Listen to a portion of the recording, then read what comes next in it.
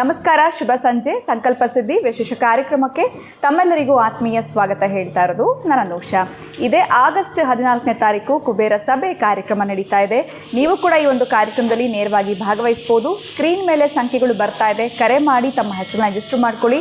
ಅಮೃತ ಸಿದ್ಧಿ ಯೋಗ ಇರುವಂತಹ ದಿನ, ಮಹಾ ನಕ್ಷತ್ರ ಇರುವಂತಹ ದಿನ ನಡೀತಾ ಇರುವಂಥದ್ದು ಕುಬೇರ ಸಭೆ ಕಾರ್ಯಕ್ರಮದಲ್ಲಿ ನೀವು ಕೂಡ ಪಾಲ್ಗೊಳ್ಬಹುದು. ನಿಮ್ಮ ಭಾಗ್ಯದ ಸಂಖ್ಯೆಯನ್ನು ತಿಳ್ಕೊಳ್ಬಹುದು. ನೇರವಾಗಿ ವಿಷ್ಣುದತ್ತ ಗುರುಜಿಯವರನ್ನ ಭೇಟಿ ಮಾಡ್ಬೋದು. ಇನ್ನು ಕಾರ್ಯಕ್ರಮದಲ್ಲಿ ನಮ್ಮ ಇದ್ದಾರೆ ಸ್ಪಿರಿಚುವಲ್ ಗುರು ಡಾಕ್ಟರ್ ವಿಷ್ಣುದತ್ತ ಗುರುಜಿಯವರು. ಗುರುಗಳನ್ನ ಇವತ್ತಿನ ಕಾರ್ಯಕ್ರಮಕ್ಕೆ ಸ್ವಾಗತಿಸೋಣ. ನಮಸ್ತೆ ಗುರುಗಳೇ, ಕಾರ್ಯಕ್ರಮಕ್ಕೆ ಆತ್ಮೀಯ ಸ್ವಾಗತ. ಗುರುಗಳೇ, ಇವತ್ತಿನ ಪ್ರಶ್ನೆ ಏನು ಅಂತಂದರೆ, ಸಾಕಷ್ಟು ಜನ ದಂಪತಿಗಳು ಮದುವೆ ಆದ ನಂತರ ಸಂತಾನಕ್ಕೆ ಪ್ರಯತ್ನ ಪಡ್ತಾ ಇರ್ತಾರೆ. ಎಲ್ಲೋ ಒಂದು ಕಡೆ ಅದು ತುಂಬ ಡಿಲೇ ಆಗ್ತಾ ಇರುತ್ತೆ, ಹಾಸ್ಪಿಟಲ್ಸ್ಗೆ ಹೋಗಿರ್ತಾರೆ ಅಥವಾ ಚಿಕಿತ್ಸೆಗಳನ್ನ ಪಡ್ಕೊಂಡಿರ್ತಾರೆ, ಆದರೂ ಕೂಡ ಅವರಿಗೆ ಸಕ್ಸಸ್ ಅನ್ನುವಂಥದ್ದು ಆಗ್ತಾ ಇರೋದಿಲ್ಲ. ಈ ಸಂತಾನದ ಸಮಸ್ಯೆಗಳಿರುವಂಥ ದಂಪತಿಗಳು ಏನು ಮಾಡಿದ್ರೆ ಸಂತಾನವನ್ನು ಪಡೆದುಕೊಳ್ಬಹುದು? ಯಾವುದಾದ್ರೂ ಕ್ಷೇತ್ರದ ಭೇಟಿಯನ್ನು ಮಾಡಬೇಕಾಗತ್ತಾ? ಅದಲ್ಲದೆ ಅವ್ರು ಮಾಡುವಂಥ ಏನಾದರೂ ಬೇರೆ ಕೆಲಸ ದಯವಿಟ್ಟು ತಿಳಿಸ್ಕೊಡಿ ಗುರುಗಳೇ. ಓಂ ವಿಶ್ವಸ್ಮೈ ನಮಃ. ಪ್ರೀತಿಯ ಬಂಧುಗಳೇ, ಇದು ಮುಂದಿನ ವಂಶೋದ್ಧಾರಕ್ಕಾಗಿ ವಂಶದ ಪೀಳಿಗೆಯನ್ನು ಉಳಿಸಲು ಬೇಕಾಗಿರ್ತಕ್ಕಂಥ ಅದ್ಭುತ ಇದು. ಅದರ ಕೊರತೆ ಇರೋರಿಗೆ ಅದರ ಅರ್ಥ, ಅದರ ನೋವು ಗೊತ್ತಾಗುವಂಥದ್ದು. ಆದ್ದರಿಂದ ಹೇಗಿದ್ದರೂ ಕೂಡ ಇರ್ತಕ್ಕಂತಹ 2-3 ದಿನಗಳು, ನಾಗಚೌತಿ, ಆಮೇಲೆ ನಾಗಪಂಚಮಿ, ಗರುಡ ಪಂಚಮಿ, ಶ್ರೀರಳ ಷಷ್ಠಿ ಇವೆಲ್ಲ ಇದೆ. ಅಂತಹದ್ದೆಲ್ಲ ಕೂಡ ಸಂತಾನಕ್ಕೆ ಸಂಬಂಧಪಟ್ಟದ್ದೇ ಇದೆ.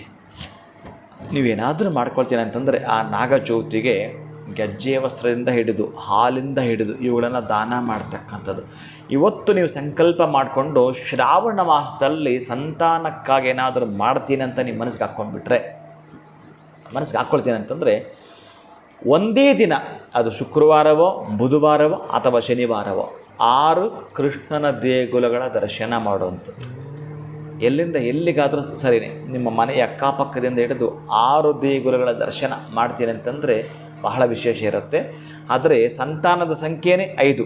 ನಾವು ಜಾತಕದಲ್ಲಿ ಲಗ್ನಾತ್ 5ನೇ ಭಾವವನ್ನು ಸಂತಾನಕ್ಕಾಗಿ ನೋಡ್ತೇವೆ. ಬಹುಶಃ ನೀವು ಒಂದನ್ನು ಎಲ್ಲಾದರೂ ಕೂಡ ಹೇರುಪೇರು ಮಾಡಿದ ಎಕ್ಸ್ಕ್ಯೂಸ್ ನಿಮಗೆ ಅಲ್ಲಿ ಸಿಗಬೇಕು ಅಂತಂದಾಗ ಏನು ಮಾಡ್ಬೋದು ಅಂತಂದರೆ, ಶ್ರೀಕೃಷ್ಣನ ಅಷ್ಟೋತ್ತರವನ್ನು 5 ಬಾರಿ ಹೇಳಿಕೊಡ್ತಕ್ಕಂಥದ್ದು ಅಥವಾ 6 ಬಾರಿ ಹೇಳಿಕೊಳ್ತಕ್ಕಂಥದ್ದನ್ನು ಮಾಡಲೇಬೇಕಾಗತ್ತೆ.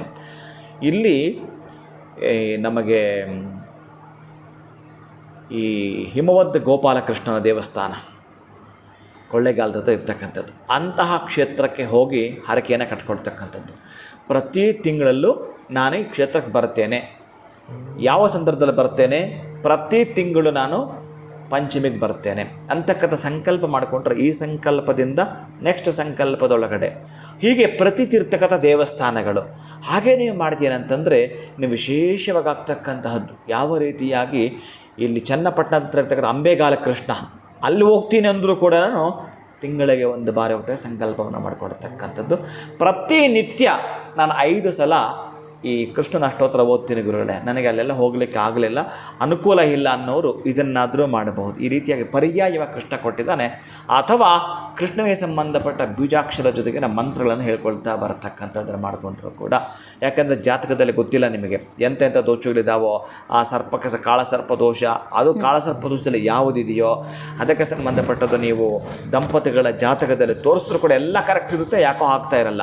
ಇನ್ನು ಕೆಲವರದ್ದು ಪ್ರಾಬ್ಲಮ್ ಇರುತ್ತೆ, ಅದು ಹೆಣ್ಣದಾಗಿರ್ಬೋದು ಗಂಡದಾಗಿರ್ಬೋದು, ಅದು ಪ್ರಾಬ್ಲಮ್ ಇದ್ದಾಗ ಅದಕ್ಕೆ ಮೆಡಿಸಿನ್ ತೊಗೊಳ್ತಾ ಇರ್ತೀರ, ನಡೆಯುತ್ತೆ. ಆದರೆ ಮೆಡಿಸಿನ್ ತೆಗೆದುಕೊಂಡು ಆಗ್ತಾ ಇಲ್ಲ ಅಂತಂದರೆ ಕ್ಷೇತ್ರಗಳ ದರ್ಶನವೇ ಬಹಳ ಮುಖ್ಯ. ಅದರಲ್ಲೂ ಶ್ರಾವಣ ಮಾಸದಲ್ಲಿ ನೀವೇನು ಈ ತೀರ್ಮಾನ ತೆಗೆದುಕೊಳ್ತೀನಿ ಅಂತಂದರೆ, ಎಸ್ ನಾನು ಪ್ರತಿ ತಿಂಗಳಿಗೊಂದು ಸಲ ಇಂಥ ಕ್ಷೇತ್ರಕ್ಕೆ ಹೋಗಿ ಬರ್ತೀನಿ ಅಂತೇಳಿ ನೀವು ಕಾಳಹಸ್ತಿಗಾದರೂ ಹೋಗ್ಬೋದು, ಹೇಮವದ್ ಗೋಪಾಲಕೃಷ್ಣನಿಗಾದರೂ ಹೋಗಬಹುದು, ಅಂಬೆಗಾಲ ಕೃಷ್ಣನಿಗಾದರೂ ಹೋಗ್ಬೋದು. ತಿಂಗಳಿಗೆ 1 ಬಾರಿ ಹೋಗ್ತಕ್ಕಂಥದ್ದನ್ನು ಇದೇ ಶ್ರಾವಣ ಮಾಸದ ನಾಳೆ ಸಂಕಲ್ಪ ಮಾಡ್ಕೊಳ್ತೀರಿ. ನಿಮ್ಮ ಸಂತಾನ ನಿಮಗೆ ಕಟ್ಟಿಟ್ಟ ಬುತ್ತಿ ಸಿಗತಕ್ಕಂಥದ್ದು. ಕೃಷ್ಣ ಅಷ್ಟೋತ್ತರ ಮಾತ್ರ ಮರೆದು ಹೇಳ್ಕೊಳ್ತಾ ಬನ್ನಿ, ಸಂತಾನವನ್ನು ನೀವು ಪಡ್ಕೊಳ್ತೀರಿ. ಖಂಡಿತವಾಗ್ಲೂ ಗುರುಗಳೇ, ಉತ್ತಮವಾಗಿರುವಂಥ ಸಂತಾನವನ್ನು ಪಡೆದುಕೊಳ್ಬೇಕು ದಂಪತಿಗಳು ಅಂತಂದರೆ ಈ ಕೃಷ್ಣನ ಅಷ್ಟೋತ್ತರವನ್ನು ಹೇಗೆ ಪಠನೆ ಮಾಡಬೇಕು ಅಂತ ತಿಳಿಸಿದ್ರಿ, ಈ ಕ್ಷೇತ್ರದ ಭೇಟಿ ಹೇಗೆ ಮಾಡಬೇಕು ಅಂತ ತಿಳಿಸ್ಕೊಟ್ಟಿದ್ದೀರಾ. ಉತ್ತಮವಾಗಿರುವಂಥ ವಿಚಾರವನ್ನು ಇವತ್ತಿನ ವಿಡಿಯೋನಲ್ಲಿ ತಿಳಿಸಿದ್ದೀರಾ. ಧನ್ಯವಾದಗಳು ತಮಗೆ. ನಮಸ್ಕಾರ. ಹರೇ ಶ್ರೀನಿವಾಸ. ಇನ್ನು ವೀಕ್ಷಕರೇ, ಇವತ್ತಿನ ವಿಡಿಯೋ ತಮ್ಮೆಲ್ಲರಿಗೂ ಇಷ್ಟ ಆಗಿದೆ ಅಂತ ಭಾವಿಸ್ತಾ ಮತ್ತೊಂದು ಹೊಸ ವಿಚಾರದೊಂದಿಗೆ ಮುಂದಿನ ವಿಡಿಯೋನಲ್ಲಿ ತಮ್ಮನ್ನು ಭೇಟಿ ಮಾಡ್ತೀನಿ. ನಮಸ್ಕಾರ.